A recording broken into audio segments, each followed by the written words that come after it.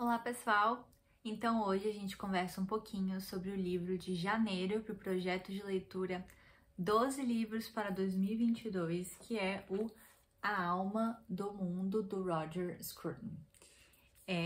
Para quem não viu ainda o vídeo de apresentação do projeto, vou deixar aqui em cima, gente. Então, vamos conversar um pouquinho antes, da gente falar sobre o livro em si, o livro do mês de janeiro. Vamos conversar um pouquinho sobre quem é Roger Scruton. Então, gente, Sir Roger Scruton, ele foi um erudito, filósofo inglês, que nasceu, se não me engano, em fevereiro de 1944, mas faleceu em janeiro de 2020, tem pouco tempo que ele nos deixou. E, gente, ele foi, assim, um cara espetacular, né? Ele deixou um legado incrível. Ele foi professor, filósofo, ensaísta, é autor de mais de 50 livros. Assim, gente, ele até foi cavaleiro, né? Ele era cavaleiro da Ordem do Império Britânico. Ele foi condecorado pela Rainha Elizabeth mesmo. Ele foi condecorado por ela em 2016, se não me engano. Então, assim, um dos maiores pensadores intelectuais contemporâneos que a gente teve, né? Um dos maiores filósofos. E ainda por cima, se tudo isso não fosse suficiente, ele ainda compôs óperas, gente. Assim, sensacional. Ele se formou por Cambridge, né, na Jesus College, e ele também foi professor tanto de filosofia quanto de estética. Estética, na verdade, é a área a sua especialidade, né, a especialidade dele. A área de foco maior dele. Eu acho que muitos de vocês até conhecem o livro, se não o livro, o documentário, né, que se chama Beleza. Na verdade, o livro se chama Beleza. É esse daqui. Olha, e é linda, né? A capa é muito bonita. O livro se chama Beleza e o documentário, que eu acho que muita gente já assistiu, inclusive eu assisti, eu não li o livro ainda, eu só assisti o documentário, ele se chama Por que a Beleza Importa. Vou deixar aqui embaixo para vocês assistirem caso vocês tenham interesse, e eu também vou deixar, gente, os links dos livros na Amazon, caso vocês queiram adquirir. Quando vocês compram pelo link aqui do canal, vocês acabam ajudando o canal, então, se vocês puderem, agradeço muito. Enfim, gente, o Roger Scruton, assim, ele, como eu falei antes, ele deixou mais de 50 livros aí pra gente, então é um universo imenso que eu quero me adentrar. Como eu disse, eu não li Beleza, eu só li A Alma do Mundo e o Conservadorismo. Eu acho que eu falei sobre esse daqui no vídeo de melhores leituras de 2020, se não me engano. Deixar aqui pra vocês também assistirem.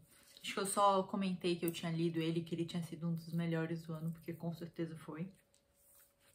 E eu tenho alguns outros dele, mas esses aqui foram os únicos que eu li, porque, assim, acaba sendo uma leitura um pouquinho mais trabalhosa. É uma leitura onde você tem que ficar parando muito para poder estudar, para poder se informar de muitas coisas e muitas referências que ele traz.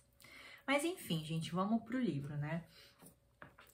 Essa edição aqui, ela é da Record, e o livro ele foi publicado em 2014. Então tem um tempo já, mas não tem tanto tempo assim não. E na verdade, gente, esse livro, ele traz o subtítulo, o nome dele é A Alma do Mundo, e ele traz o subtítulo de A Experiência do Sagrado contra o Ataque dos Ateísmos Contemporâneos. E na verdade, esse livro, ele não é um livro, pelo menos não me remeteu muito à minha outra leitura dele, que foi Conservadorismo, onde ele tem um assunto e ele discorre sobre o assunto, como qualquer outro livro, sendo de ficção, que a gente tem o assunto da ficção, sendo também um livro de estudo, política, filosofia. Eu achei esse livro aqui como se fosse mais uma conversa, um bate-papo. E por que isso? Porque, na verdade, logo no prefácio ele fala que ele foi baseado em várias palestras que ele deu, né, que ele, enfim, que ele fez acho que foi numa faculdade de teologia, não sei o nome da faculdade, mas foi numa faculdade da universidade, mas foi na faculdade de teologia dessa universidade. Ele fez várias palestras a respeito desse assunto aqui. E o autor, ele se propõe, né, a falar exatamente sobre isso que está aqui no subtítulo, essa experiência do sagrado contra alguns ataques. Ele chama aqui dos ateísmos contemporâneos, mas ele traz muita questão da ciência versus a religião. Então, ele aborda o sagrado e a religião, mas também muito focado na filosofia. Ele traz a filosofia como embasamento até para os dois lados aqui do que ele dessa questão, né? Dessa discussão a respeito de religião e ciência. Então, a gente tem esse foco aqui, né? Ele quer trazer nesse livro a essência da alma do mundo, mas com essa discussão, principalmente entre religião e ciência. E, gente, aqui, na verdade, ele mistura vários livros, ele acaba misturando vários livros. Como eu disse, ele não é um livro que ele sentou e escreveu. Ele foi baseado em várias palestras, ele estava discorrendo sobre o assunto nessa faculdade. E aí ele acabou colocando tudo aqui. Só que dentro desse livro ele traz, nos seus 8 capítulos, porque ele é disposto em 8 capítulos. Deixa eu mostrar aqui pra vocês. Ele é disposto aqui em 8 capítulos. Cada capítulo tem um tema. Então aqui o primeiro, acreditar em Deus. O segundo, em busca das pessoas. O terceiro, o que há no nosso cérebro. Então já vê que ele faz uma pegada mais, vai para uma pegada mais científica, né? Quarto, a primeira pessoa do plural. Quinto, encarando um ao outro. Sexto, encarando a terra. E sétimo, o espaço sagrado da música. E oitavo, em busca de Deus. Então aqui nesse livro, ele traz uma mistura de vários livros dele. Ele traz beleza, ele traz conservadorismo, ele traz um livro que se chama O Rosto de Deus, que eu não tenho, mas tenho muita vontade de ler. Então ele foca nessa discussão, né, religiosa e na essência da alma do mundo, mas é como se ele trouxesse vários aspectos dos outros livros que ele já escreveu, né, que foi o embasamento dele para essas palestras. Então, o livro, ele pode parecer um pouquinho confuso, porque é como se fosse um bate-papo mesmo, uma conversa, né? Ele é linear, só que nem tanto, não sei como eu posso explicar isso. Mas o livro, ele segue o raciocínio dele em respeito da alma do mundo, em relação à alma do mundo, mas em cada capítulo ele traz esses conhecimentos de fora e essas referências de fora. Então acaba sendo uma leitura um pouquinho mais complicada, um pouquinho mais trabalhosa, na verdade, porque você precisa parar muitas vezes para poder ir atrás das referências. Mas enfim, gente, como eu estava falando, ele começa aqui o livro falando o quanto que essa questão de religião e ciência, ela não tá muito mais focada na questão da criação, né, da criação do mundo, que Deus nos criou ou Deus não nos criou, enfim, o que a ciência diz, o Big Bang, enfim, não é muito mais focada nisso, é mais focada na questão da obediência e do sacrifício. Então, a ciência, ela tenta, de uma forma, explicar o porquê da necessidade do religioso de obedecer a Deus, de temer a Deus e de se sacrificar, né? Então, ele menciona várias partes da Bíblia, ele menciona Abraão e Isaac, ele menciona a questão também dos islamitas, então ele menciona várias religiões e ele traz o quanto que o sacrifício e a obediência não estão ligados somente nas religiões, como também estão ligados na sociedade, né, na nossa civilização.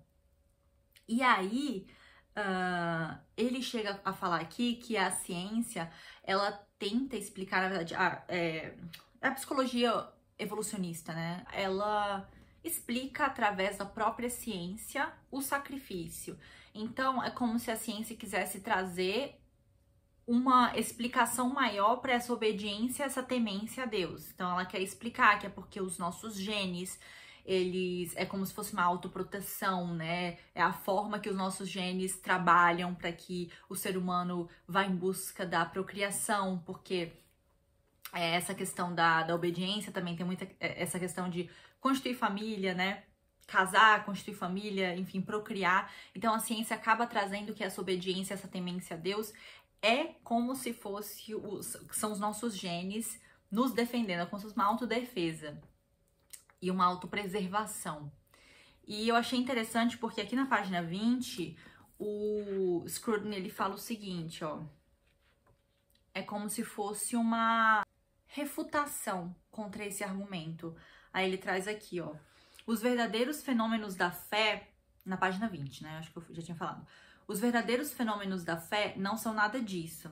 Eles incluem a oração e a vida de oração, o amor de Deus e o sentimento de sua presença na vida do fiel, obediência e submissão em face da tentação e das coisas deste mundo, a experiência de certas épocas, certos lugares, certos objetos e certas palavras como algo sagrado, o que significa dizer, nas palavras de Durkheim, separado e proibido, reservado para um uso que só poderá ser entendido se assumirmos que essas experiências fazem a mediação entre este mundo e um outro que não foi revelado para nós, que é o mundo do sagrado, né? O mundo é o nosso outro mundo, na visão cristã, é o céu, né? Estar ao lado de Deus. Esse outro mundo que a gente ainda não conhece. Enfim, gente, ele discorre muito a respeito disso, ele discorre o quanto que o sacrifício da pessoa religiosa, né? O sacrifício do cristão, ele tá ligado com o self. Então, é o self, é o autossacrifício. A pessoa, ela se sacrifica, ela obedece a Deus e ela se sacrifica por aquilo que ela acredita, ou então ela se sacrifica em face de Deus, né? Então ele discorre muito aqui sobre essa questão e é muito interessante. Então ele vai passando por várias referências, vários estudos, ele menciona vários filósofos, Kant, Hegel, ele menciona também Freud, Burke. Então ele vai passando ele tem um conhecimento muito vasto, né, em várias áreas, não é só uma área específica, mas ele vai passando por tudo isso, moldando esse pensamento principal da alma do mundo, né, o que é a alma do mundo e essa questão da religião em nossas vidas. E é interessante também, gente, que mais lá pra frente do livro, ele traz, acho que é no capítulo 6 e 7, não sei, 5 e 6, que ele traz encarando um ao outro e encarando a terra. E aqui ele fala duas coisas muito legais nesses capítulos que eu quero ler aqui pra vocês, onde ele tenta explicar da onde vem onde que a gente encontra o sagrado. E olha que legal. Na página 131, ele faz uma referência ao Oscar Wilde. É uma coisa que o Oscar Wilde falou sobre o rosto, né? Sobre a beleza do rosto. Olha aqui, que interessante. Ele diz que apenas uma pessoa muito superficial não julga pelas aparências. Foi isso que o Oscar Wilde disse. Aí aqui ele fala uma coisa interessante sobre isso. Que quando a gente tá olhando pro rosto da pessoa, para aquela aparência, o rosto, né? Não a mão, não a perna, não a outra parte do corpo, mas pro rosto, ela tá encarando o sagrado. Ela tá vendo ali o sagrado. Então, é uma visão muito mais profunda, um entendimento muito mais profundo daquela pessoa e daquela alma, e não meramente uma aparência. Aí olha o que ele fala aqui, no final da página 131. Para dizer o que vemos quando observamos um rosto, um sorriso, um olhar, devemos usar os conceitos de uma outra linguagem em vez da linguagem da ciência, e fazer conexões de um outro tipo, diferentes daquelas que são os assuntos referentes às leis da causalidade. E o que testemunhamos quando olhamos o mundo dessa forma é algo muito mais importante para nós e muito mais pleno de significado do que qualquer coisa que possa ser capturada pelas ciências biológicas. Por meio do exemplo do rosto, entendemos um pouco daquilo que Oscar Wilde quis dizer quando disse que apenas uma pessoa muito superficial não julga pelas aparências. Então aqui ele está trazendo que esse entendimento o mero entendimento da ciência aos genes, o exemplo que eu tinha dado anteriormente, os genes, não, é muito maior do que isso, a questão da religião e do sagrado, é uma coisa muito mais profunda e muito mais significativa, né? É uma coisa que a gente consegue sentir, que a gente consegue presenciar mesmo. Então, eu achei muito bonito isso aqui que ele fala. E aí, logo depois, um pouco mais pra frente, na página 150, ele traz a questão de encarar a Terra, né? Não encarar um ao outro, mas encarar a Terra. E ele dá o exemplo da árvore do conhecimento. Então, aqui na página 150, ele traz o seguinte: a árvore do conhecimento que causou a queda do mundo nos deu o conhecimento de nós mesmos como objetos. Caímos do domínio da subjetividade para o mundo dos objetos. Então, aprendemos a nos olhar como objetos e a nos esquecermos do rosto e de tudo aquilo que ele representa. Perdemos aquilo que nos era mais precioso, né? Um véu imaculado. Então, o que aconteceu aqui, né, na árvore do conhecimento, essa passagem da Bíblia em Gênesis, logo no começo?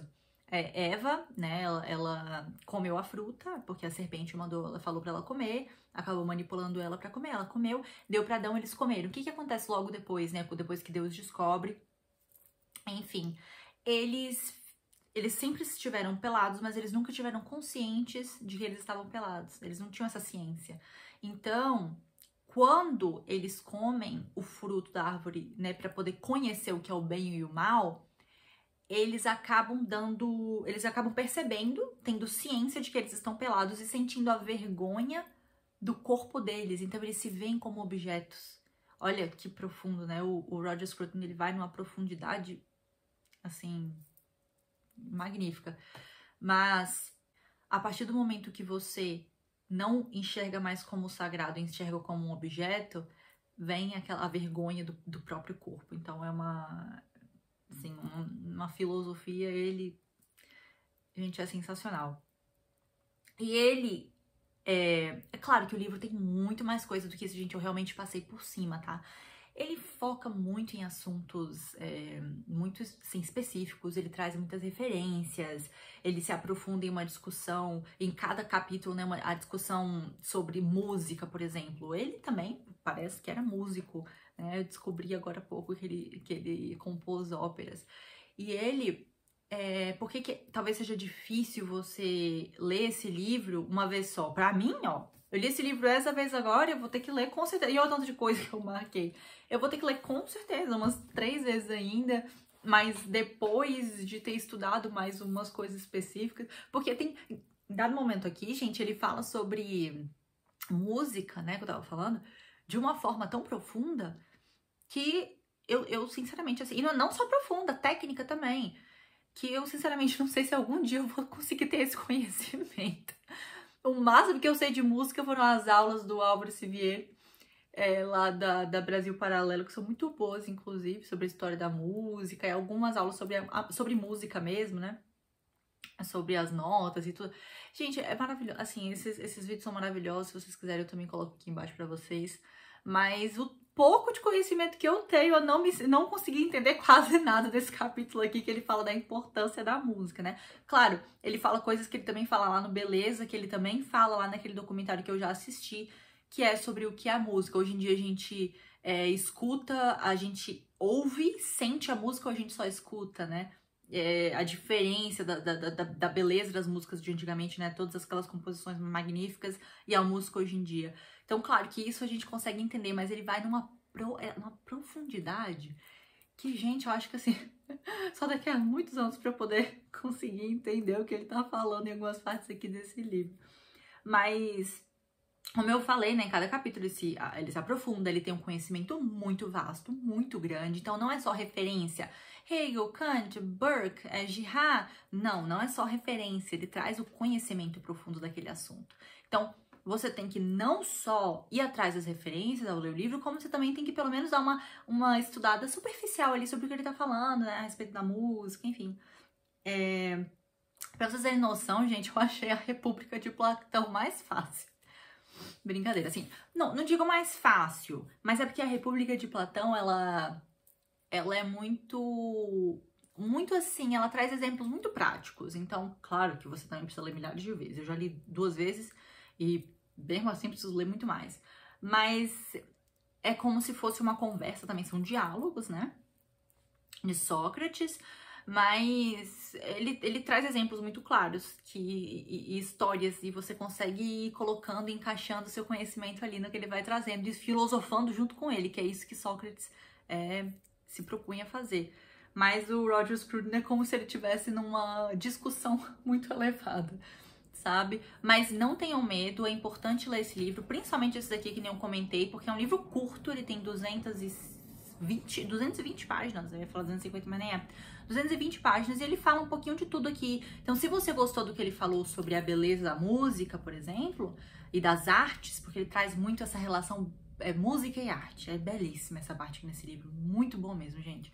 Aí você vai se interessar por beleza, a parte que ele fala mais sobre política, né? Aí você pode se interessar mais por conservadorismo, que ele foca muito aqui em filosofia, né? A visão de filosofia também você pode focar em outros livros. Aquele outro também, O Rosto de Deus, ele fala muito sobre, ele menciona muito esse livro aqui e outros escritos dele. Então, é um livro que vale a pena ler, principalmente se você quer começar a ler Roger Scruton, entender mais ou menos como ele funciona, como é a escrita dele.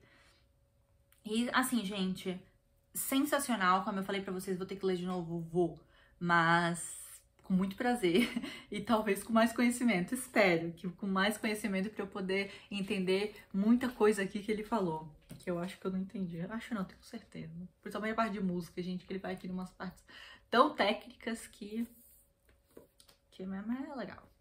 Vale a pena, gente, Roger Scruton sempre vale a pena, não é à toa, não é mesmo que ele foi um dos pensadores, filósofos mais importantes da atualidade, continua sendo muito lido e é muito bom, né, saber que temos pensadores que tão bons e que deixaram um legado tão maravilhoso aí pra gente. Então é isso, gente, fica a dica aqui, tá? Maravilhoso esse livro e leiam outras coisas dele também. Roger Scruton vale a pena ler tudo. Assista também o vídeo, porque a beleza importa. Porque isso daí, assim, não importa que livro que eu esteja falando sobre Roger Scruton. Acho que eu sempre vou falar pra vocês assistirem esse documentário. Mas é isso então, gente. Espero que eu tenha conseguido passar um pouco aqui, né? Não quis dar uma aula, porque eu não tenho nem conhecimento suficiente para dar essa aula. Mas eu queria só mostrar pra vocês, falar um pouquinho sobre como é que foi essa experiência de leitura desse livro tão bom. Obrigada por assistirem e nos vemos no próximo vídeo.